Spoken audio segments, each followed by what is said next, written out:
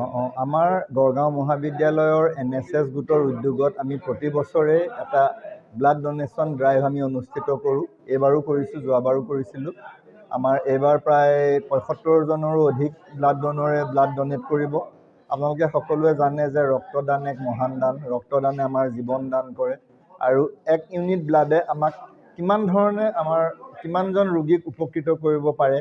গতিকে আমাৰ এই যিটো এটা আমাৰ মানৱতাৰ সেৱা, মানৱ সেৱাৰ আদৰ্শেৰে আমাৰ NSS উদ্যোগ, NSS গোট, শিক্ষক গোট, আমাৰ সকলোৱে যে ইয়াত এই উদ্যোগ লৈছে তাৰ বাবে মই আন্তৰিক অভিনন্দন জ্ঞাপন কৰিছোঁ। আৰু আজি অত্যন্ত অভিভূত হৈছোঁ যে আজি আমাৰ জিলা উপায়ুক্ত মহোদয় শ্ৰীযুত আদিত্য বিক্ৰম যাদৱ ডাঙৰীয়া আজি এই অনুষ্ঠানটোলৈ আহে। অনুষ্ঠানটো আনুষ্ঠানিকভাৱে উদ্বোধন কৰাই নহয়, তেখেতে প্ৰথমগৰাকী ৰক্তদাতা হিচাপে ব্লাড ডনেট কৰি থৈ গৈছে। আমি তেখেতকো ইয়াৰ পাহতে অভিনন্দন জনাইছোঁ। আৰু যিসকলে ৰক্তদান কৰিছে আমাৰ এই কেম্পত, সকলোৰে প্ৰতি আন্তৰিক ধন্যবাদ আৰু কৃতজ্ঞতা জনাইছোঁ।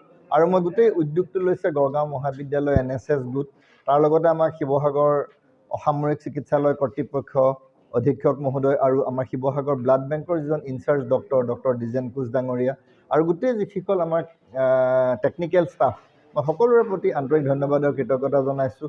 খুব ধুনীয়াকৈ আমাৰ ইয়াত ব্লাড টেষ্ট কৰিছে, প্ৰেছাৰ চাইছে, আমাৰ হিমগ্ল'বিন চাইছে, ব্লাড লৈছে। আৰু ব্লাড লোৱাৰ পিছত আমি সকলোকে অকণমান লঘু আহাৰৰো যোগান ধৰিছোঁ যাতে কাৰো স্বাস্থ্যৰ কোনো ধৰণৰ যাতে অৱনতি নহওক। আৰু মই ইয়াৰ পাহতে অত্যন্ত ভাল পাইছোঁ গোটেই কথাটো। ভয় কৰিবলগীয়া কোনো কথা নাই। ৰক্তদানৰ আচলতে আমাৰ নিজৰ যিজন দাতাৰ কেইবা ধৰণেও উপকৃত হয়। মই ব্যক্তিগতভাৱে প্ৰায় 25-30 বাৰৰ ওপৰ মোৰ হিচাপ নাই, মই দিয়ে আছোঁ, ব্লাড ডনেট কৰিয়ে থাকোঁ। মই ব্লাড ডনেশ্যনে আচলতে আমাৰ বহু ফালৰ পৰা দাতাজনক উপকৃত কৰে, ৰোগীজনকতো উপকৃত কৰেই, দাতাজনকো উপকৃত কৰে। মই গোটেই এইবিলাক চাইণ্টিফিক কথা আজিকালি হাতে মোবাইল আছে, নেটত চাই ল'লেই হ'ল, গুগলত চাৰ্চ কৰি চাই ল'লেই হ'ল। আমি চব কথাই আজিকালি গুগলত চাৰ্চ কৰোঁ যে what are the benefits of blood donation.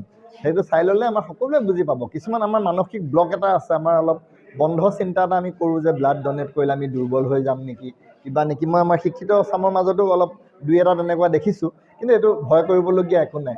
যদি আপোনাৰ প্ৰেছাৰ ঠিক আছে, হিমগ্ল'বিন ঠিক আছে, আপুনি যদি স্বাস্থ্যৱান হয়, তেতিয়াহ'লে আপুনি ব্লাড ডনেট কৰাত কোনো অসুবিধা নাই। মই আহ্বান জনাম যে আপোনালোকে চিকিৎসকৰ পৰামৰ্শ লৈ যদি ব্লাড ডনেট কৰিব পাৰে, কৰাটো খুব ভাল।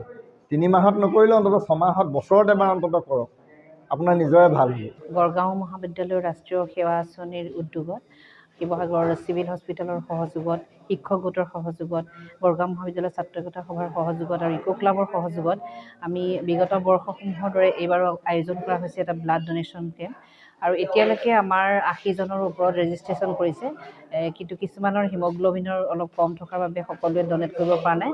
তথাপিও সম্ভৱতঃ এতিয়ালৈকে 30 জনৰ অধিকে ব্লাড ডনেট কৰিছে। আচলতে ৰক্তদান হৈছে মহান দান, যে এটোপাল তেজে কেনেকৈ আন বহুজনৰ জীৱন ৰক্ষা কৰিব পাৰে। চ' সেই মহান উদ্দেশ্য আগত ৰাখিয়ে আমি এইটো অনুষ্ঠানৰ আয়োজন কৰিছোঁ। কাৰণ তেজ হৈছে মানুহৰ জীৱনৰ প্ৰাণ শক্তি, আৰু তেজটো আচলতে শৰীৰত নিজে গঠন হয়, যিটোৰ কোনো বিকল্প নাই। কোনো কৃত্ৰিমভাৱে তেজ আমি প্ৰস্তুত কৰিব নোৱাৰোঁ।